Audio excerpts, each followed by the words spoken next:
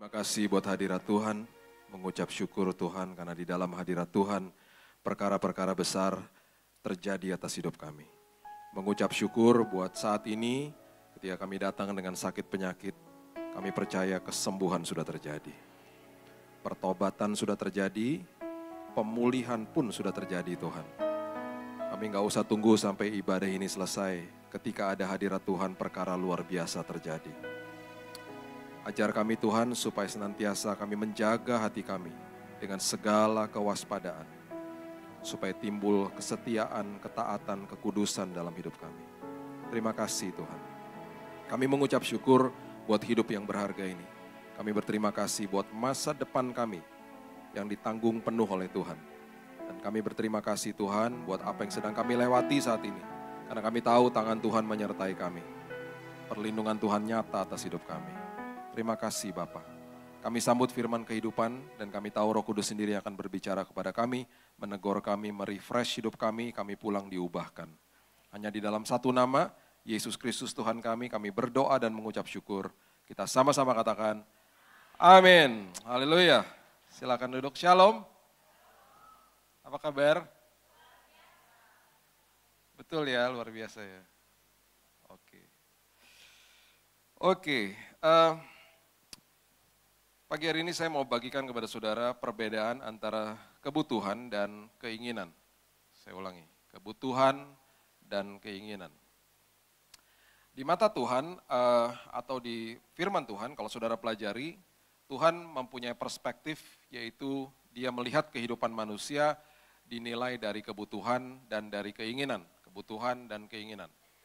Kebutuhan itu kalau mau dirangkumkan adalah hal-hal yang esensinya sangat dasar dan luar biasa untuk kehidupan saudara. Seperti apa? Kalau firman Tuhan berbicara soal kebutuhan, itu berbicara soal keselamatan hidup, pertobatan, pemulihan, kemudian pengampunan, ya saudara bereskan hidup saudara menjadi dewasa di dalam Tuhan dan lain sebagainya. Itu adalah ya kebutuhan. Bahasa Ibraninya kreia, ya, kebutuhan. Di satu sisi ada lagi yang namanya keinginan, ya keinginan. Keinginan nggak selalu salah, tapi banyak sekali keinginan yang kalau tidak terregulasi menjadi keinginan yang merupakan keinginan daging, epitomia bahasa aslinya, yaitu akhirnya menjerumuskan kita ke dalam banyak hal. Bahkan kita datang kepada Tuhan, kita berorientasi kepada keinginan daging tanpa kita sadar dan kita minta-minta sama Tuhan, kita atur-atur Tuhan, ya kemudian. Kalau Tuhan gak kasih keinginan daging saya kecewa dan bahkan banyak orang meninggalkan Tuhan. Jadi saya gak heran kalau dasar firman Tuhannya tidak kuat, kemudian dasar kehidupannya itu hanya datang kepada Tuhan cuman mau supaya kepuasan keinginan dagingnya dipuaskan sama Tuhan, saya gak heran orang-orang seperti ini meninggalkan Yesus pada akhirnya. Dalam tanda kutip mereka menganggap Yesus sebagai sosok dewa, kalau dalam tanda kutip ini dewa gak cocok bagi saya cari dewa yang lain. Bahkan saya cari agama yang lain gitulah pokoknya. Ya. Nah ini yang mengerikan, ini betul-betul mengerikan. Kita akan lihat beberapa ayat ya, banyak sekali sebenarnya. Supaya saudara mengerti, jangan kejar-kejar mujizat. Kejar Yesusnya. Jangan kejar pemberian-pemberian Tuhan, kejar sumbernya. Gitu. Ya, kejar sumbernya, makanya Matius 6 ayat 33, carilah dahulu kerajaan Allah dan kebenarannya, maka segala sesuatu ditambah-tambahkan dalam hidupmu. Ini ayat yang selalu, dimanapun saya khotbah aja, ini selalu keluar nih ayat gitu. Karena ini ayat favorit saya dan ini dasar dari segala-galanya. Mungkin ayat ini gak populer kalau gak ada bagian keduanya, segala sesuatu ditambah-tambahkan. Bagian itu gak ada misalnya. Carilah dahulu kerajaan Allah dan kebenaran, titik udah. Mungkin gak begitu populer, populernya karena ada bagian keduanya, segala sesuatu ditambah-tambahkan. Gitu. Kita jadi suka bagian itu. Padahal bagian itu bukan urusan kita. Itu urusan kerajaan surga, itu kedaulatan Tuhan. Urusan kita adalah cari dahulu kerajaan Allah dan kebenaran ya toh. Bagian keduanya itu bukan urusan kita, bahkan itu ada kata ditambahkan. Kalau nggak ditambahkan pun kita sudah dicukupkan sama Tuhan. Jadi nggak usah dikejar-kejar bagian itunya. Ya. Nah, Yesus, Tuhan kita yang luar biasa ini, adalah Tuhan yang penuh mujizat. Betul. Penuh mujizat. Jangan dikejar mujizatnya, kejar Yesusnya. Saya suka dengan kebenaran ini ya. Kalau dulu waktu saya pulang misalnya dari Surabaya, pulang ke rumah, anak-anak masih kecil-kecil misalnya.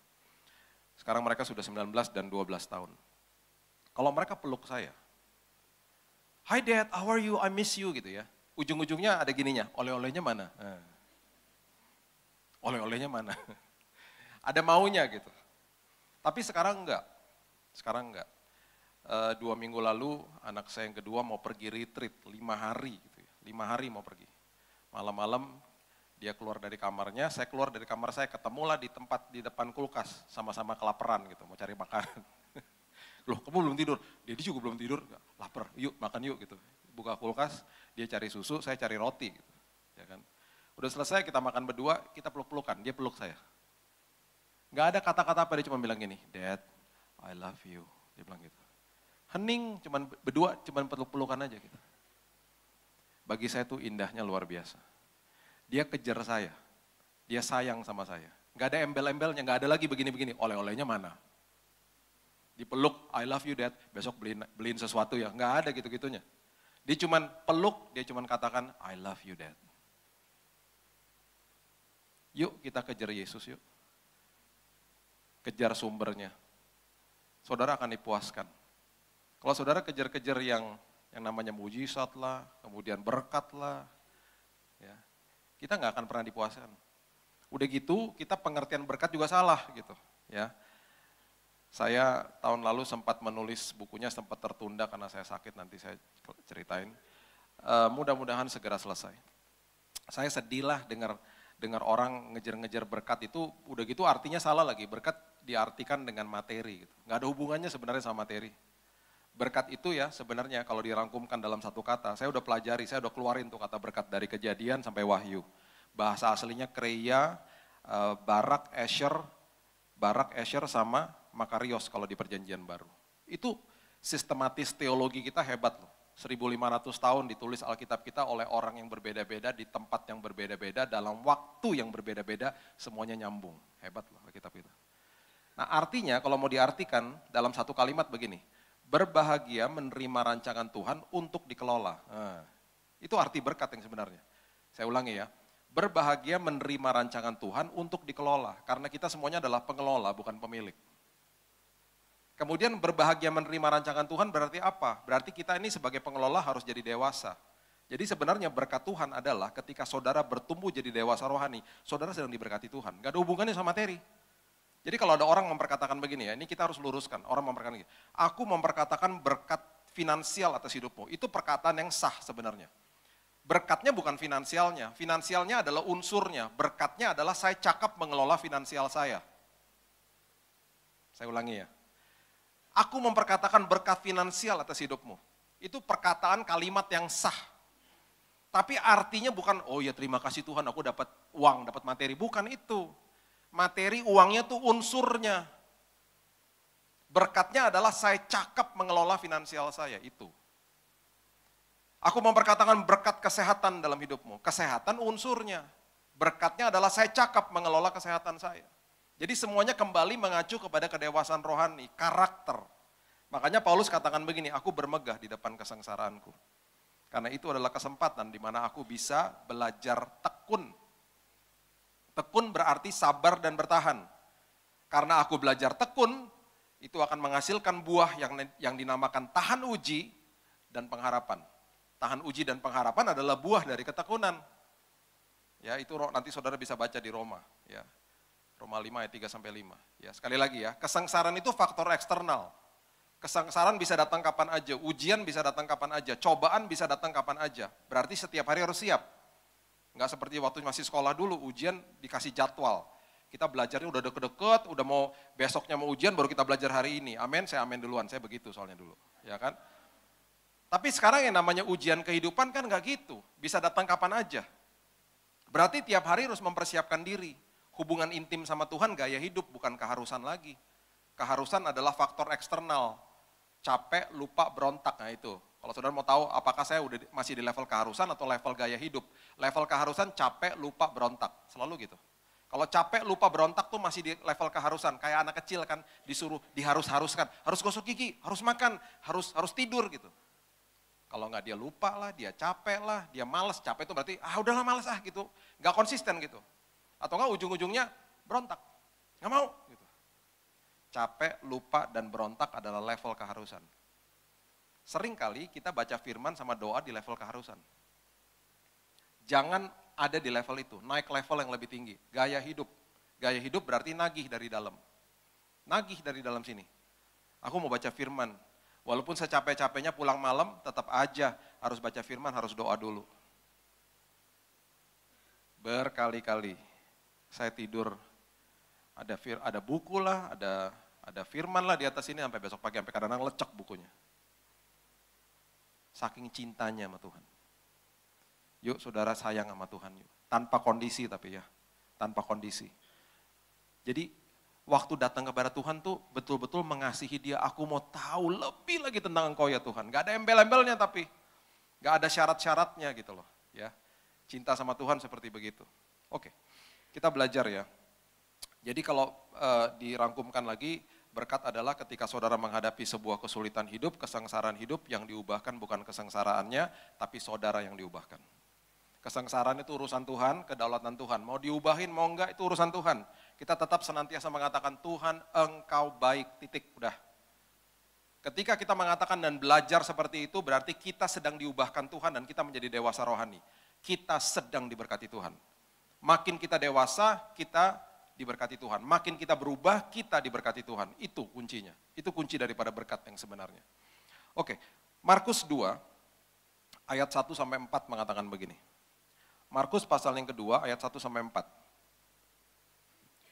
Kemudian sesudah lewat beberapa hari, waktu Yesus datang lagi ke Kapernaum, tersiarlah kabar bahwa ia ada di rumah. Maka datanglah orang-orang berkerumun sehingga tidak ada lagi tempat, bahkan di muka pintu pun tidak. Sementara ia memberitakan firman kepada mereka, ada orang-orang datang membawa kepadanya seorang lumpuh digotong oleh 4 orang. Tetapi mereka tidak dapat membawanya kepadanya karena orang banyak itu, lalu mereka membuka atap yang ada di atasnya, sesudah terbuka mereka menurunkan tilam tempat orang lumpuh itu terbaring. Saya mau ajak saudara ke dalam peristiwa ini, ya. Bayangkan tempat yang begitu ramai, penuh sesak, ya. Yesus ada di depan, lagi sedang berkhotbah, kasih sharing firman dan lain sebagainya.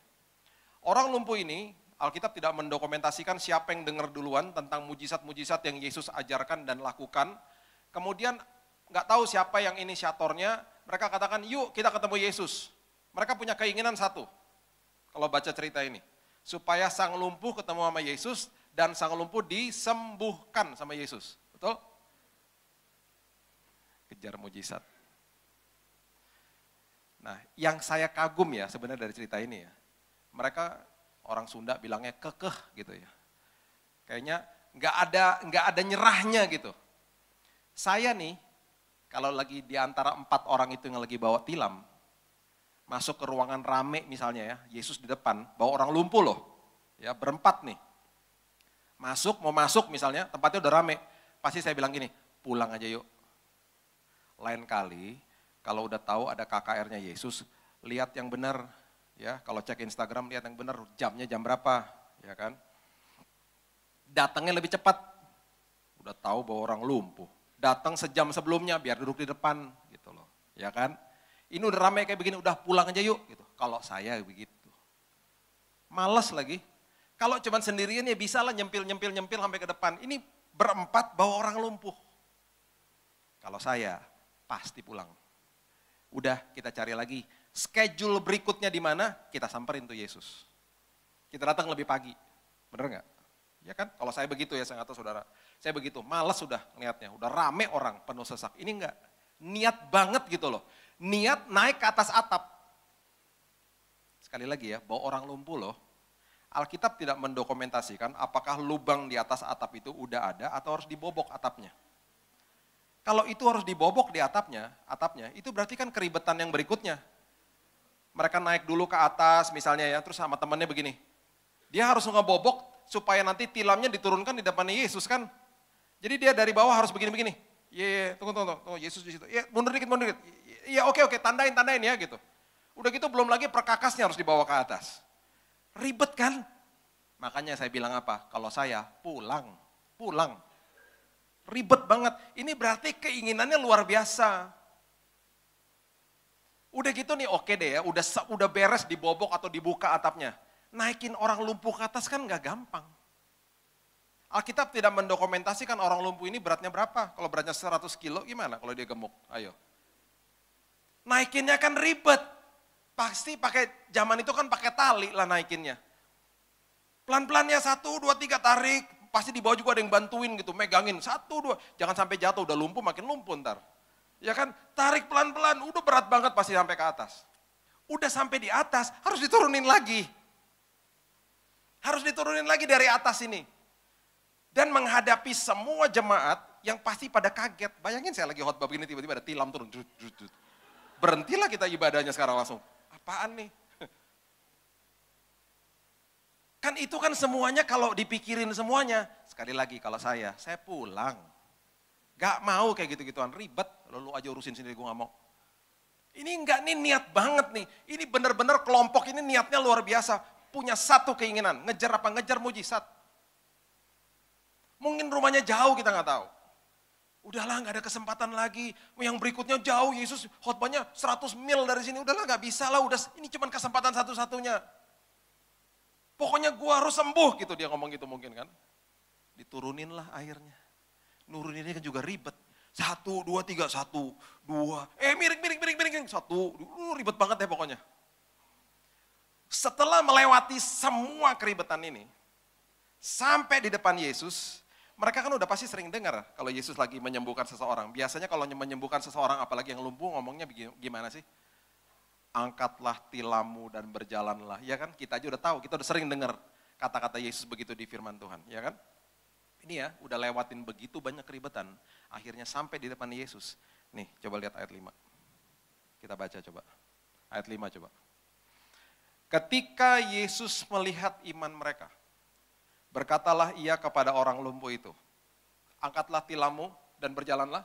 Tidak. Imanmu menyelamatkan engkau, berjalanlah. Enggak. Apa dia katakan? Hai anakku, dosamu sudah diampuni. Itu kalau film kartun ada bunyi begini tuh. Ngek, ngek, ngek, ngek. Penonton kecewa. Itu pasti ya. Saya bisa ngebayangin tuh si lumpuh waktu itu. Dia pasti kan mungkin teman-teman kan di atas yang berempat. Kan lagi nurunin dia. Dia pasti ngomong gini, lu udah kasih tahu nggak? Gue butuh kesembuhan, bukan dosa diampuni. Lu udah kasih tahu nggak? Lu udah WhatsApp nggak tadi sama dia? Sama orang gereja? Sama koordinator? Gue butuh kesembuhan. Pasti kecewa. Ini yang saya katakan dari tadi. Ya, perhatikan ini dan catat ini baik-baik di hati saudara. Tuhan adalah Tuhan yang menjawab kebutuhan, bukan keinginan. Saya ulangi ya, sebentar lagi saudara akan makin mengerti. Tuhan adalah Tuhan yang menjawab kebutuhan, bukan keinginan. Dengan kata lain, lebih baik orang ini lumpuh seumur hidup, tapi dosanya diampuni, dia bertobat terima Yesus, ujung-ujungnya masuk surga. Daripada disembuhin, dikasih keinginannya, kebutuhannya nggak beres, ujung-ujungnya neraka. Tuhan tidak, bukan Tuhan seperti itu. Makanya ketika saudara datang ke Tuhan, butuh mujizat lah, butuh hal-hal besar lah, dia selalu mau berubah dulu. Aspek hidupmu apa yang belum berubah? Catat ini. Tuhan adalah Tuhan yang penuh mujizat. Kalau melakukan mujizat tinggal balikin tangan, plek, terjadi mujizat. Satu-satunya hal yang Tuhan tidak mau, bukan tidak bisa ya, tidak mau. Tuhan bisa segala sesuatu. Tidak mau turut campur adalah perubahan karakter saudara. Dia kasih kebebasan untuk memilih. Mau berubah silakan, mau berubah bagus. Aku ada kuasa, kalau kamu nggak sanggup aku kasih kuasa nih. Semuanya tersedia. Kalau kamu nggak mau juga terserah. Makanya perjalanan ke Emmaus, Alkitab mencatat begini. Dia berbuat seolah-olah ingin meneruskan perjalanan. Kan jalan sama muridnya kan? Muridnya belum lihat dia kan? Alkitab mencatat dia berbuat seolah-olah ingin meneruskan perjalanan. Berarti apa? Ada satu sisinya Yesus yang ingin diundang masuk. Puji Tuhan diundang masuk. Dan akhirnya mereka lihat Yesus. Dia tidak akan paksa saudara. Free will. Makanya kasih adalah keputusan bukan perasaan.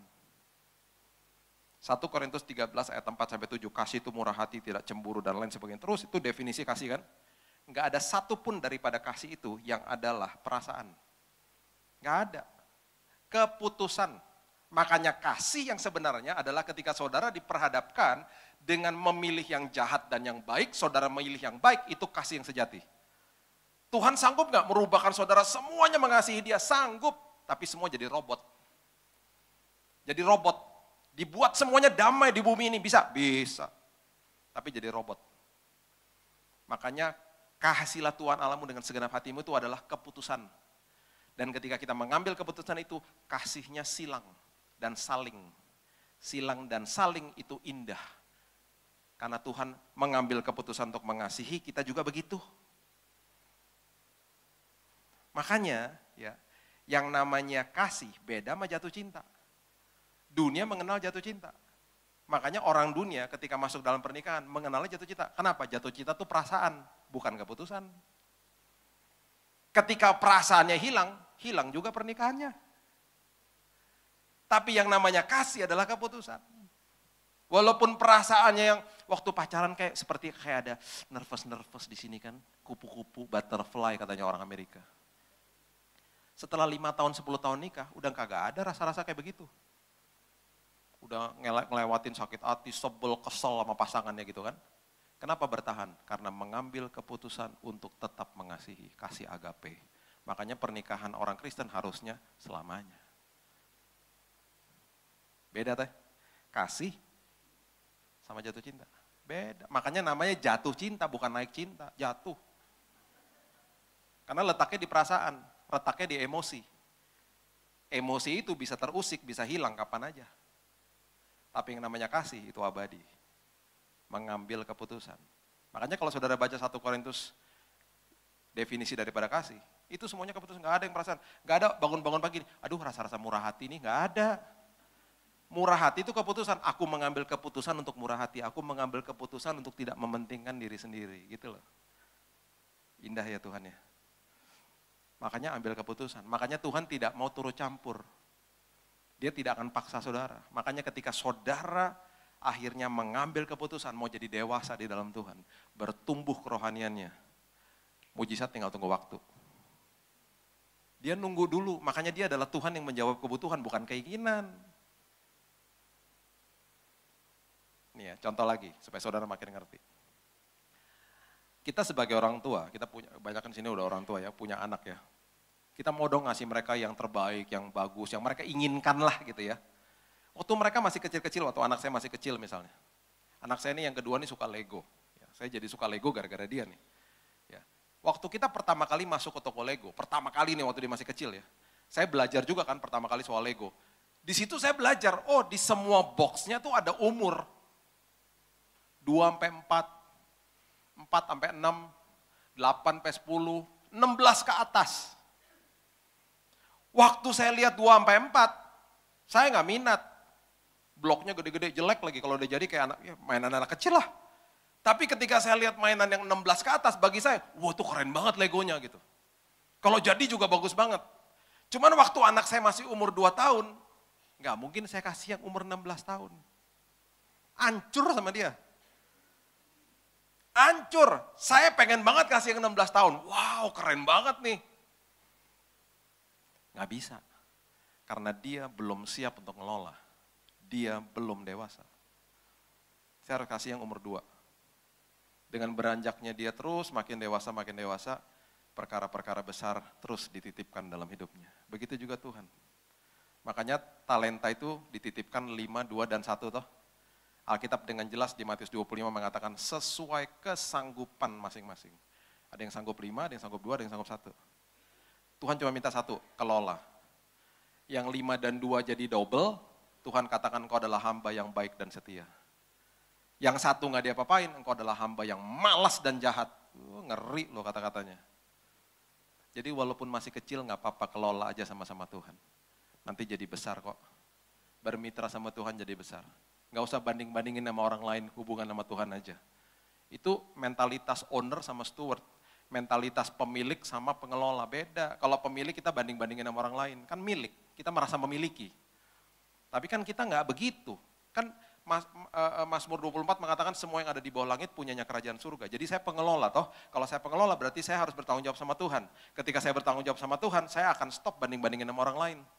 Saya akan bertanggung jawab sama Tuhan, dari itu aja kita merdeka. Makanya kenapa? Kebenaran memerdekakanmu. Makanya carilah kebenaran. Itu maksudnya. Ternyata cek dan recheck lagi, orang lumpuh ini belum bertobat. Percuma disembuhin kalau dia nggak bertobat. Bertobat dulu, beres dulu, dosanya diampuni dulu. Setelah itu beres, nanti saudara baca lagi di rumah. Ya di Markus 2 ini, di ujung daripada perikop cerita ini, akhirnya dia disembuhkan Tuhan. Dan semua orang takjub melihat mujizat yang Yesus adakan. Tapi sebelum keinginannya dijawab, kebutuhannya beres dulu. Jadi kalau lagi minta sesuatu sama Tuhan, bilang gini, Tuhan, apalagi dalam hidupku yang masih belum beres. Aku masih mau harus tumbuh dewasa di dalam Tuhan. Supaya perkara-perkara besar nanti Tuhan titipkan dalam hidupku. Aku mengejar Engkau ya Tuhan, bukan kejar mujizatnya. Orang kusta disembuhkan 10, yang balik cuma 1. Karena yang 9 terpesona sama pemberian Tuhan. Sama seperti anak kecil, ketika dapat kado, terpesona sama pemberiannya, kabur sama pemberiannya. Anak-anak saya begitu dulu waktu masih kecil. Dikasih kado, ngacir sama kadonya. Orang tua bilang apa? Bilang apa? Terima kasih, thank you dad. Waktu bilang terima kasih juga kita nggak dilihat. Yang dilihat kadonya. Thank you dad, thank you mom. Nggak dilihat, kita nggak peduli. Dia bilang terima kasih karena disuruh. Dia terpesona sama pemberiannya. Orang kusta yang 9 terpesona sama pemberian Tuhan. Ye, sembuh, kabur. Yesus tanya gini sama yang satu. Yang satu datang terpesona sama sang sumber. Makasih ya Tuhan. Yang 9 mana? Tahu, kabur. Ada perkenanan ekstra Tuhan mau kasih. Kesembuhannya belum sempurna. Nanti saudara baca di Lukas 17 ayat 17 sampai 19, nanti saudara baca di rumah. Catat aja. Kalimat bahasa Indonesianya kurang jelas sebenarnya. Dikatakan begini, makanya harus terus baca bahasa asli ya. Kalimatnya gini, imanmu telah menyelamatkan engkau. Bahasa Inggrisnya, thy faith has made you whole. Kata whole itu artinya kesembuhanmu sempurna. Maksudnya apa?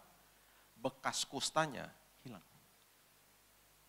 Yang 9 disembuhin, bekas kustanya masih ada. Makanya Yesus tanya gini, mana yang 9? Belum selesai. Kesembuhannya belum selesai. Udah kabur, terpesona karena disembuhin. Ye, sembuh. Ada perkenanan double. Mana yang 9? Cuman 1 yang balik, terpesona sama sang sumber. Thank you ya Tuhan. Imanmu menyelamatkan engkau, kesembuhanmu sempurna, bekas kustamu hilang.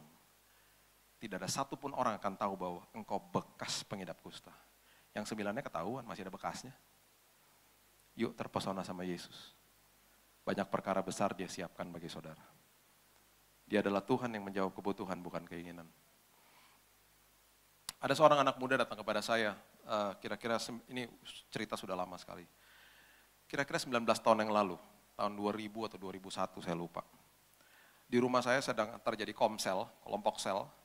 Semua udah pulang kecuali dia. Dia nggak pulang. Setelah dia nunggu semua pulang, dia datang kepada saya bilang begini, Kak, panggil saya Kak, tolong doain dong. Doain apa? Saya butuh mujizat. Mujizat apa? Saya tanya lagi. Ini masalah pribadi sih. Ya oke. Saya cuma kasih tahu sekali itu, tapi langsung doa ya. Dia bilang gitu. Apa? Saya lagi doa sama Tuhan, saya pengen cepet-cepet Tuhan kasih 20 juta. Buat apa? Saya tanya gini. Ya saya lagi berdoa nih selama ini, saya ingin supaya cepat dikasih gitu, dia bilang gitu. Kenapa? Masalah pribadi tolong ya nggak usah ditanya-tanya lagi, saya bilang gitu. Dia bilang gitu. Saya makin gusar dong hati saya bilang enak aja. Ntar saya salah doa, nggak mau saya. Maaf, kalau kamu minta saya doain, saya harus tahu kenapa, 20 juta buat apaan, saya bilang gitu. Sekali lagi ya, saya kasih tahu cuman sekali aja ya, habis itu langsung doa ya. Saya nggak pernah bilang iya loh. Dia selalu gitu-gitu tuh kalau ngomong. Saya ada utang 20 juta, ayo doa. Makin ini dong, makin terganggu dong saya. Sorry, 20 juta utang kemana? Saya bilang gitu. Dia kesel loh. Dia kesel. Kan tadi saya udah bilang langsung doa. Yaelah, ngatur-ngatur saya di rumah saya loh. Udah malam lagi. Saya bilang ini, sorry, saya mau doain. Cuman saya harus tahu nih duduk permasalahannya gimana. Kita nggak asal doa dong, kita harus ngerti dulu kenapa nih gitu. Ya karena aku udah bilang tadi. Utang 20 juta, ya utang kemana? Kan masalah pribadi, ngerti. Tapi kalau kamu minta saya doain kamu, saya harus tanya. Kalau enggak apa-apa, saya nggak akan doain, saya bilang gitu. Nggak apa-apa, nggak usah kasih tahu juga nggak apa-apa. Terserah kamu kok. Udah mulai kesel nih. Sekali lagi ya, saya kasih tahu udah gitu langsung doa nih. Utang kredit card, tuh ayo cepetan. Doa. Aduh, saya makin gusar lagi. Hah, kredit card? Dan itu tahun segitu gede loh, 20 juta ya kan. Saya langsung tanya lagi dong. Buat beli apaan 20 juta? Iya dong. Saya mau tanya dong, ini anak masih muda loh, masih berapa waktu itu umurnya ya, 20 atau berapa gitu. 21 tahun atau berapa. Beli apaan 20 juta di kredit card? Saya mau tahu dong ini orang kenapa nih bisa pakai kredit card segitu banyak. Marah, kali ini dia marah. Tahu gak dia bilang apa? Susah banget sih suruh doa. Hamba Tuhan macam apa nih? Marah-marah tiba-tiba. Di rumah saya loh. Udah malam loh. Terus saya bilang gini, sorry, saya nggak akan doain sampai saya tahu semuanya. Tiba-tiba dia nangis. Saya kesel sama papa saya. Nah loh, dari utang kesel sama papanya tiba-tiba. Saya benci sama papa saya katanya. Kenapa? Ini semua gara-gara dia katanya. Gara-gara dia? Saya dari kecil dibanding-bandingin sama adik saya katanya. Adik saya selalu dibilang lebih cantik dari saya. Sampai saya tumbuh besar ini sampai gak percaya diri. Ambil nangis-nangis.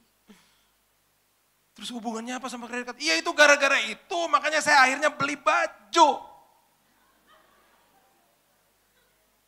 Dan setiap kali saya beli baju saya rasa enak. Tapi saya kan gak punya uang. Jadi saya waktu gesek-gesek kan enak banget tuh. Beli baju baru untuk nutupin ketidakpercayaan diri saya. Ini semua gara-gara papa saya benci sama dia. Ketahuan kan akar masalahnya tuh. Langsung saya bilang gini, nah dari tadi dong kasih tahu. Nah sekarang kita doa ya. Dari tadi kayak, ya gimana?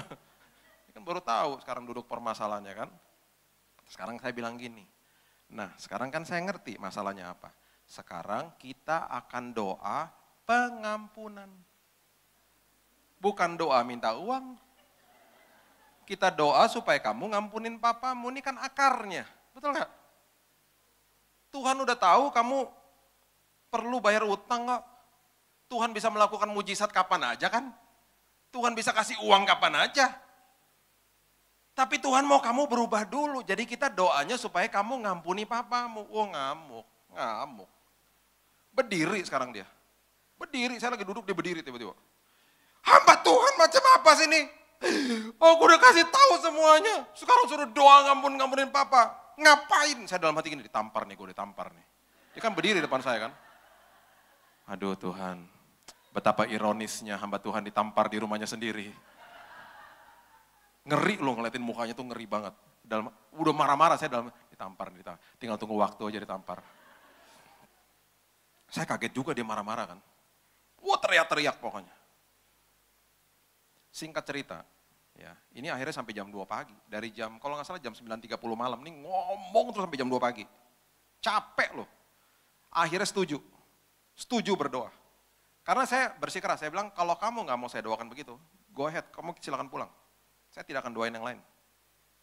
Saya tidak akan doain yang lain. Tuhan bukan dewa. Banyak orang datang ke hamba Tuhan ya. Kadang-kadang jadi kultus individu tuh gak? Ya datang. Saya berapa minggu lalu tuh ada di kebaktian di Jakarta ini. Datang, Pak, ini sakit. Ayo doa Pak, doa. Buset deh, udah kayak dukun tuh gak rasanya. Saya bilang, Bu, tunggu Bu, bentar Bu. Kita ngobrol dulu Bu, tenang ya Bu ya. Kultus individu, ngeri kan kalau kayak begitu. Nah akhirnya kita doa, saya suruh dia ngulangin apa yang saya ngomong ketika kita proklaim gitu ya, kasih tahu bahwa kamu tuh ngampunin bapak. Itu sampai guling-guling di bawah. Keluar busa dari mulutnya. Karena begitu kepahitan sama bapaknya. Malam hari itu dia lepaskan pengampunan. Kira-kira jam 3 pagi selesai doa, dia minta maaf. Maaf ya kak, aku lega sekarang, makasih ya kak. Aku lapar kak, boleh makan gak? Kurang ajar. Kurang ajar. Minta doain, marah-marah. Ujung-ujung minta nasi goreng. Ujung-ujung. Beli nasi goreng di luar tuh, untung ada, kalau Jakarta kan 24 jam tuh nasi goreng lewat-lewat. Beliin makan dulu, makan anterin pulang. Saudara tahu apa yang terjadi? Dalam satu minggu, dia ada di tengah-tengah sebuah transaksi bisnis, jual beli. Biasanya dapat apa tuh orang yang tengah-tengah? Komisi tuh. Saudara tahu komisinya berapa? 21 juta. 20 jutanya bayar kredit card, 1 jutanya buat masuk kantong dia. Dan saudara tahu apa yang dilakukan? Karena dia sudah bertobat. Karena Tuhan menjawab kebutuhannya, kredit cardnya dipotong sama dia. Aku nggak butuh pakai kredit card. Saudara bisa bayangkan, kalau Tuhan kasih keinginan dia, dikasih 20 juta, dipakai lagi nggak kredit cardnya? Pakai lagi. Pakai lagi. Ngerti maksud saya ya? Tuhan adalah Tuhan yang menjawab kebutuhan, bukan keinginan. Makanya jangan kejar-kejar mujizat, kejar Yesusnya. Ketika saya beres, ketika saya tumbuh dewasa, ketika saya makin dewasa rohani, perkara besar jadi sama hidup kita. Itu urusan Tuhan. Urusan Tuhan. Mau itu terjadi nggak terjadi, terserah Tuhan, tetap kita katakan Tuhan engkau baik. Ini kitanya berubah. Jadi isi doa kita bukan transaksional sama Tuhan.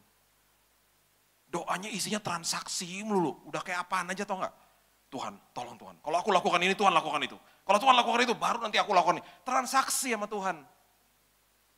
Datang ke hamba Tuhan juga begitu. Bapak tolong, saya nggak salahkan orang minta doa. Cuman jadi kultus individu akhirnya. 2 tahun lalu apa 3 tahun lalu tuh, saya sempat doain orang 1 tahun, 7 orang sakit, 7-7-nya meninggal semua. Ayo.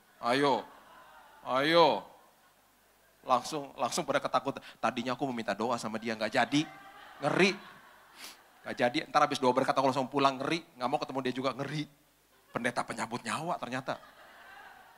Sempet loh ada julukan begitu, sempet. Sampai tiba-tiba satu keluarga denger nih, saya waktu doain orang meninggal gitu kan. Satu keluarga telepon saya, Pak, ini mau cerita dulu nih Pak. Ini Papa nih ya, kan udah sakit Pak, sakit keras. Duit udah keluar banyak nih Pak. Nah Papa nih sekarang kita taruh di rumah aja, kita udah pasrah. Home care Pak.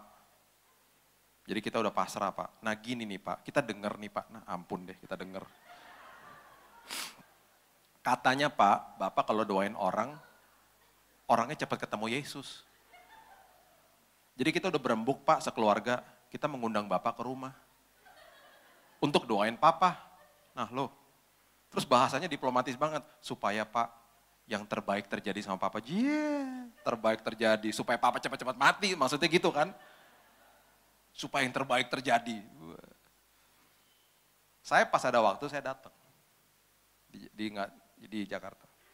Waktu perjalanan ke sana dengan istri saya di mobil, saya bilang gini, lucu juga ya. Biasanya hamba Tuhan dipanggil doa kesembuhan, ini enggak, doa kematian. Ngeri kan? Sampai di sana, masuk kamar, saya minta izin, saya boleh baringan sama Om ya gitu. Jadi kan tidur tuh, udah gak bisa ngapa-ngapain, udah lumpuh, saya tidur sama dia, baringan. Om, doa ya Om. Saya baringan sebelahnya. Udah nyanyi, semua nyanyi. Nyanyi nyembah Tuhan. 1 jam lah kita di situ. Di tengah-tengah lagi puji-pujian penyembahan, si Om ngomong sama saya, Pak, tadi yang saya lihat bukan Bapak sama istri saja yang datang, lebih dari 2 yang datang. Langsung keluarganya kisruh, malaikat penjemput, buset deh, ampun.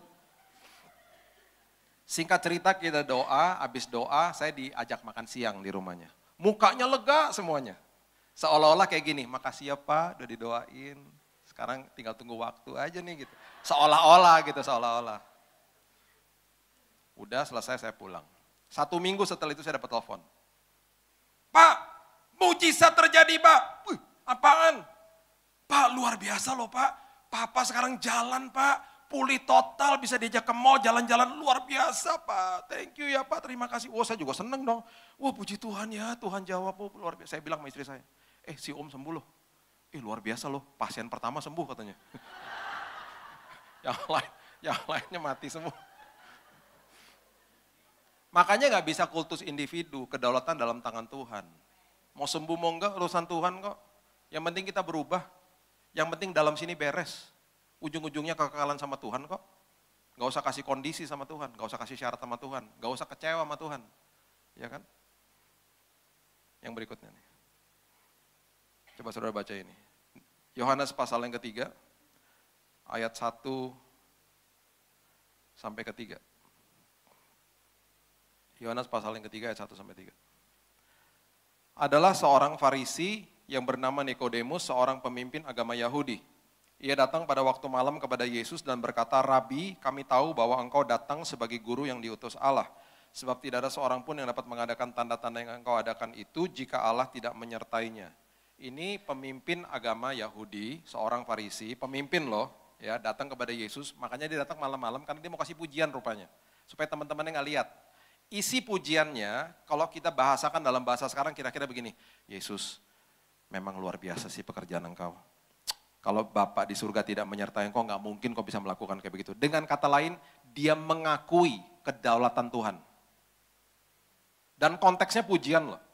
Memuji, memberikan sebuah apresiasi. Kalau kita dipuji, bahasa kita seperti apa sih? Bajunya bagus deh, makasih. Ya kan? Orang Indonesia kan gitu kan, atau enggak, bajunya bagus ya? Enggak, udah lama kok ini, gitu kan.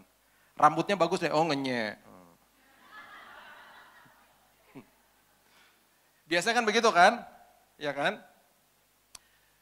Ayat ketiga, saudara baca coba ayat ketiga. Nggak ada hubungannya. Makanya Yesus adalah Tuhan yang selalu menjawab. Saya kalau baca ceritanya dia, kalau lagi baca rangkaian kata-kata, dahsyat. Banyak orang tersinggung pasti kalau dia ada sekarang nih. Pasti banyak tersinggung sama Yesus. Lihat nih ayat ketiga, dia nggak ada bilang-bilang terima kasih, nggak ada. Dia bilang gini, Yesus menjawab katanya, aku berkata kepadamu sesungguhnya jika seorang tidak dilahirkan kembali, ia tidak dapat melihat kerajaan Allah. Nah loh, bayangin kalau Yesus lagi khotbah di sini, saudara datang nih habis ibadah nih, datang. Yesus makasih ya, khotbahnya dahsyat. Bertobatlah karena kerajaan Allah sudah dekat. Tersinggung nggak saudara coba?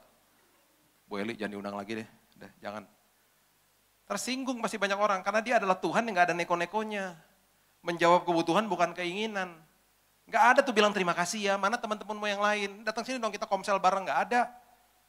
Kenapa? Karena orang Farisi adalah orang-orang yang tidak percaya kelahiran baru. Dijawab langsung kebutuhannya. Ayo dong, kamu jangan cuma muji aja, kamu harus percaya sama kelahiran baru. Baru kamu bisa melihat kerajaan Allah. Luar biasa Tuhan kita. Makanya terus kejar kedewasaan rohani. Ya, kejar kedewasaan rohani. Ayat yang terakhir saya bagikan kepada saudara. Markus pasal yang ke-15, ayat yang ke-22 dan 23. Ini ayat luar biasa. Dan ini ayat seringkali hanya dibaca sepintas aja.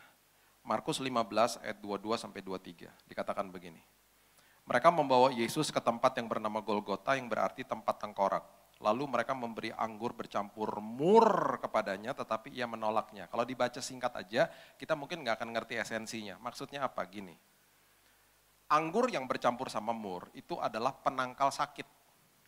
Nah, udah menjadi tradisi tentara-tentara Romawi, kalau orang-orang disalib, di ujung sebelum kematian dia, dikasih anggur bercampur sama mur supaya kematiannya dalam bahasa Inggris bearable, atau gampang atau bisa ditanggung dengan secara fisik, enak lah gitu. Penangkal sakit soalnya. Karena ketika berjam-jam tergantung di atas kayu salib, ini semua rusuk-rusuk ini sakitnya luar biasa. Goyang sedikit aja bisa menjerit saking sakitnya. Makanya ada dokumentasi ketika itu diberikan anggur bercampur dengan mur, itu orang-orang yang ada di atas kayu salib seperti dapat tenaga ekstra, mulutnya itu bisa begini. Cepetan kasih gitu. Nagih, dagingnya itu nagih. Karena itu penangkal sakit. Itu bagi mereka tuh sesuatu apa ya? Sesuatu yang meringankanlah beban mereka, kira-kira begitu. Yesus adalah 100% Tuhan, 100% manusia, betul? Tubuhnya sama seperti saudara dan saya. Ketika disakiti sama, sakit juga. Dan tidak mau sakit. Punya keinginan secara daging untuk tidak mau sakit. Sama. Kayak saudara misalnya masuk ke dalam dapur pagi-pagi, megang tekok panas. Nggak sengaja. Tangannya pasti nolak. Au, pasti kan gitu. Nggak ada orang pegang tekok panas. Au, tangannya gini terus. Au, nggak ada. Kan tubuhnya sakit. Kalau tubuhnya sakit, punya keinginan untuk tidak mau sakit toh. Masukin tangan ke dalam tas ibu-ibu misalnya, tiba-tiba ada peniti yang nongol gitu. Au, kan pasti gitu kan. Tangannya narik keluar, nggak mau sakit. Nggak ada yang au, digini-gini terus tangannya, nggak ada. Makanya waktu saya pernah tur di fire station di kota apa tuh waktu itu, Anaheim atau apa. Itu orangnya bilang, itu kalau lagi masuk ke rumah yang banyak asapnya, itu ketika tangannya meraba begini ya, meraba tembok gitu, dia nggak begini tangannya. Karena kalau ada strum, itu kan dia nolak sakit. Nolak sakit itu dia otomatis bukan begini, tapi dia megang strumnya. Jadi ngerabanya harus begini. Jadi waktu tangannya nolak sakit, dia akan keluar tangannya. Nggak megang strumnya. Ada caranya, karena tubuh ini dirancang untuk tidak mau sakit. Yesus menolak keinginan dagingnya. Dia menolak anggur yang bercampur dengan mur, supaya kematiannya seperti yang dinubuatkan, anak domba Allah akan dihancurkan sampai titik penghabisan. Dia lebih mementingkan kebutuhan daripada keinginan. Dia mementingkan kebutuhan kerajaan surga daripada keinginan. Sampai titik darah penghabisan, dia masih memberikan contoh ini kepada saudara dan saya. Jadi sampai kapanpun, fokuslah kepada kedewasaan rohani. Kebutuhan kita harus dijawab. Saudara mungkin sudah dengar kesaksian saya. Kalau saudara sudah dengar, mohon maaf, saya cerita singkat aja. Tanggal 27 November kemarin saya terakhir kali ada di sini. Saya tadi lihat foto saya di pesawat, saya lihat. Terakhir kali saya di sini ketemu Ibu Eli ini tanggal 27 November tahun lalu. Itu saya udah sakit sebenarnya. Saya lihat fotonya, kan saya ada foto sama Ibu Eli. Mata saya udah gak benar tuh waktu itu. Cuman saya gak tahu. Singkat cerita, saudara mungkin udah dengar ya, saya kolaps di kamar mandi. Saya dibawa ke Singapura. Tanggal 2 Januari saya berhadapan dengan dokter. Dokter memberitahu bahwa saya terdiagnosa kena acute myeloid leukemia, AML. Saya sebagai orang awam, saya nggak tahu. Saya tanya sama dokter, stadium berapa? Dokter bilang sama saya, Pak, kalau kanker darah nggak ada stadiumnya, kanker darah itu adanya jenis. Jenis AML adalah jenis yang paling mematikan, jenis yang penyebarannya paling cepat. Dokter mengatakan, you are in the process of dying. Kematian Bapak cepat. Saya nggak punya asuransi untuk cover di Singapura, jadi saya bilang sama dokter, dok ada nggak tempat yang lebih murah?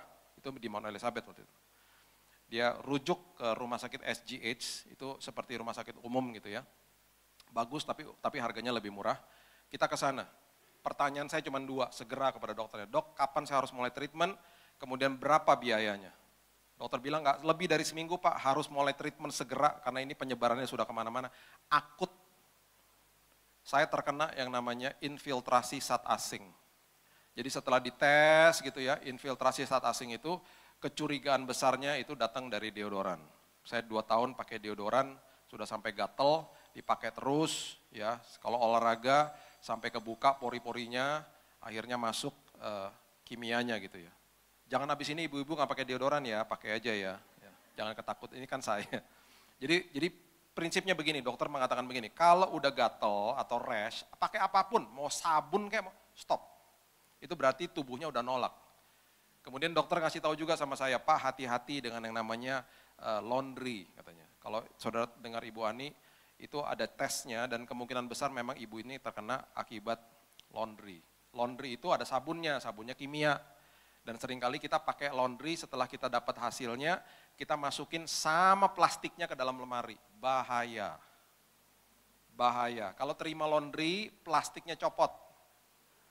Jangan langsung pakai. Kebas-kebasin dulu, angin-anginin dulu, beberapa hari setelah itu baru pakai. Dan jangan langsung masukin lemari. Sangat berbahaya. Ya, apalagi kalau saudara keringetan terus pakai itu, wah makin cepat masuk udah. Jadi saya ini terkena infiltrasi zat asing, itu tesnya cuma ada di sana. Jadi makanya tesnya baik sekali ya, 1 jam saya dibacain tesnya. Jadi akhirnya saya ngerti kenapa gitu. Karena saya praktisi hidup sehat, dokternya juga bingung kenapa kamu bisa kayak begini. Gitu. Akhirnya setelah tahu, dokter bilang Pak nggak lebih dari seminggu harus di kemo. Waktu saya pulang, saya minta izin dulu pulang karena saya harus bawa anak saya yang kedua pulang. Karena anak saya yang kedua ini kemarin ikutan ujian nasional, dia harus pulang dulu gitu ya ke Jakarta. Dok, saya harus bawa pulang anak saya dulu. Saya minta izin, oke, jangan lebih dari seminggu loh, harus balik cepetan, atau nggak kamu di Jakarta terserah lah pokoknya. Kamu harus mulai kemo, dia bilang ini penyebaran udah kemana-mana, udah akut, dia bilang gitu.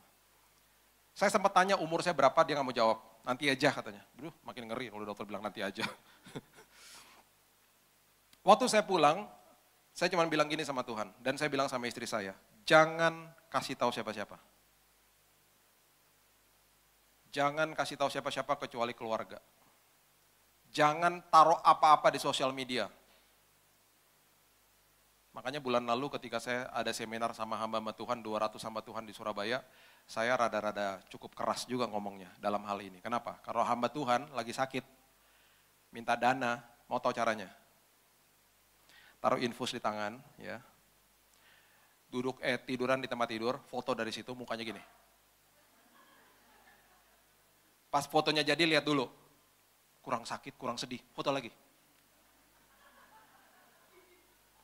Udah puas, mukanya udah sakit banget, upload di Instagram. Tulis di bawahnya, doakan saya sedang sakit. Wah. Lebih ekstrim lagi, taruh lagi di bawahnya. Doakan semoga Tuhan cukupkan dananya. Wah, kode keras. Lebih ngeri lagi, taruh lagi di bawahnya. Akun BCA-nya berapa? Terus taruh kata-kata yang paling hebat di bawahnya untuk menipu semua orang. Tuhan memberkati. Bagi saya, itu eksploitasi jemaat. Bagi saya itu manipulasi Tuhan.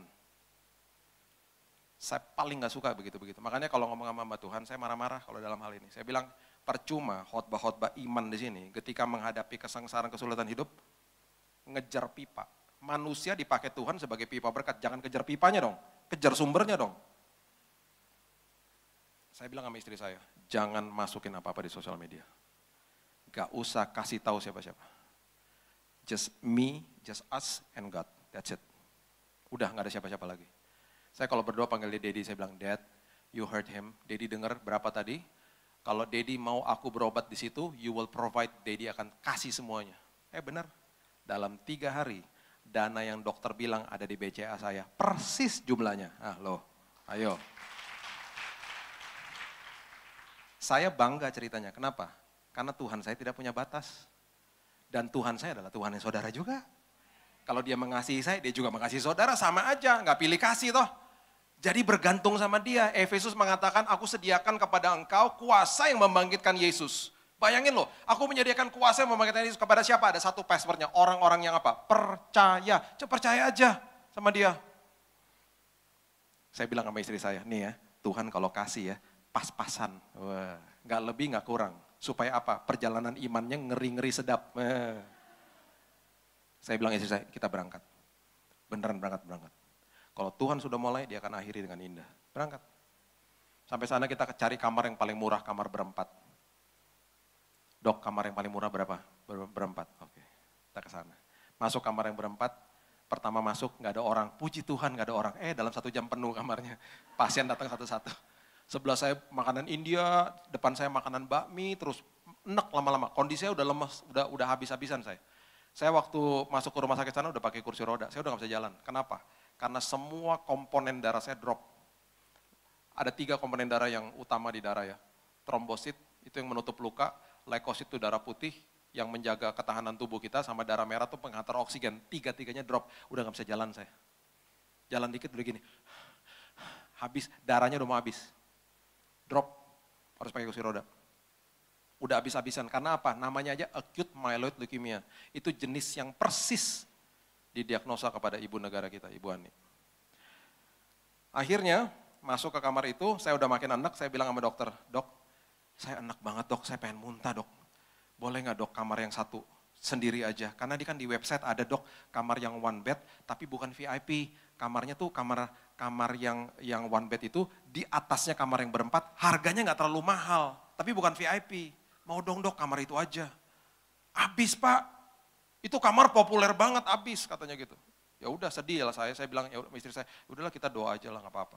Apapun yang terjadi tetap aja kita memperkatakan Tuhan baik, biarin aja. Kita berdoa, nggak sampai 1 hari loh, hanya hitungan jam susternya datang ke saya.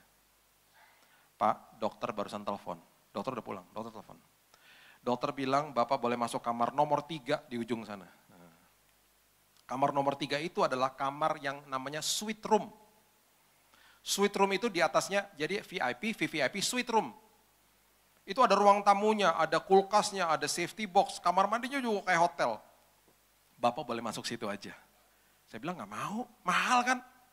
Enggak, kata dokter Bapak boleh masuk situ, bayarnya yang one bed aja. Oh mau kalau gitu, mau. Istri saya tuh lagi beli makanan, saya telepon, cepetan sayang, dokter ngasih kamar nomor 3, cepetan kita pindah sebelum dokternya berganti pikiran, cepetan balik. Istri saya nggak balik-balik, jadi saya ngegeret sendiri tuh yang namanya koper. Dalam kondisi lemah loh, udah lemah banget koper jauh. Susternya hey, no, I'll help you, katanya. You need wheelchair, kursi roda, enggak, udah jalan. Cepetan sebelum dokter berubah pikiran, cepetan. Sampai di kamar istri saya belum datang juga. Saya langsung ada apa yang saya bisa bongkar, saya taruh-taruhnya di meja. Supaya apa, settle. Biar udah penuh barang lah pokoknya gitu ya. Pas istri saya datang, saya bilang bongkar koper, taruh baju gantung semuanya udah. Pokoknya biar kelihatan kita udah di sini, udah adem ayam lah di sini udah. Peter sempat datang. Thank you, Peter sama Tante Esther, mamanya sempat datang ke sana.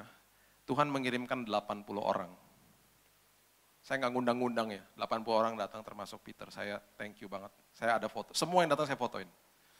Tadi saya lihat Peter, saya langsung ingat. Mamanya juga hadir saat itu, mereka lagi cek di sana dan hadir. Sepertiganya saya nggak kenal, yang datang saya nggak kenal. Orang dari gereja-gereja lokal. Saya dikasih enak-enak sama Tuhan, kenapa? Karena besoknya mau dengar vonis. Bener, besoknya datang Dokter Grace namanya. Dokter kasih karunia. Datang dia ngomong gini, Pak, saya kalau dokter dong ngomong terus dia begini dokter, Pak terus dia gini. Itu ngeri banget loh. Dokter ya kalau ngomong terus dia jeda, habis dia jeda terus dia tarik napas. Itu ngeri banget. Aduh apa sih dok, aduh cepetan gitu. Apa sih gitu. Pak, kalau Bapak nggak di kemo, hasil tesnya menunjukkan umurnya Bapak cuma 3 bulan. Itu tanggal 8 Januari. Jadi kalau saya berdiri di sini, ini karena kemurahan Tuhan, bukan karena siapa-siapa. 3 bulan. Kalaupun Pak lama dikit, paling lama 6 bulan. Makanya Ibu Ani 3 bulan meninggal. Saya nangis depan televisi waktu dia meninggal. Beliau dirawat nggak jauh dari saya, di NUH. Setelah itu dia bilang, Pak kami udah racik obatnya keras, sangat keras. Dan mau nggak mau kami harus kasih obat ini. Bapak nggak bisa ditaruh di infus di tangan, infusnya harus ditanam di sini. Ditanam di sini bisa bertahan 1 tahun, harganya juga puluhan juta, dikasih tahu harganya, mahal banget harganya. Ditaruh di sini. Akan diinjeksi masuk cairan kemonya. Nah, cairan kemonya itu suster bilang begini, kalau itu cairan kemo 1 tetes jatuh ke tangannya dia ketika dia lagi beberes, itu tangannya kebakar. Saudara bisa bayangkan cairan itu diinjek masuk ke dalam tubuh saya. Selangnya segini panjang masuk ke sini. Itu waktu dimasukin cairan itu 7 hari kali 24 jam. Non-stop, per hari 500 mili. Tes, masuk terus. Karena begitu panas cairannya dan mengerikan. Dia bilang ini akan membunuh semua Pak. Sel baik, sel jahat dibunuh semua. Bahkan organ-organ tubuh Bapak akan hancur. Hancur. Setelah dia selesai bicara, dia bilang Bapak ngerti? Ya, Ibu ngerti. Sekarang tolong tanda tangan supaya Bapak Ibu tidak suruh rumah sakit, tidak tuntut rumah sakit kalau apa-apa terjadi. Karena ada kemungkinan gini, Bapak akan terkena infeksi, kalau itu di cairan dimasukin, Bapak akan kolaps, masuk ICU, koma, meninggal. Jadi nggak diobati meninggal, diobati juga meninggal. Karena keras, dan ini jenis kanker darah yang paling mengerikan, yang paling cepat penyebarannya. Udah selesai, dia pergi, mulai pengobatannya, saya ulang tahun tanggal 12 Januari itu ulang tahun saya sedang di kemo. Jadi dalam keadaan begitu. Jadi kemarin melewati hal-hal yang betul-betul lembah kekelaman. Setelah melewati itu, saya berdoa Tuhan tolong supaya tidak ada infeksi. Infeksi juga. kena infeksi. Perut saya kena infeksi, masukin cairan antibiotik sampai beberapa bag.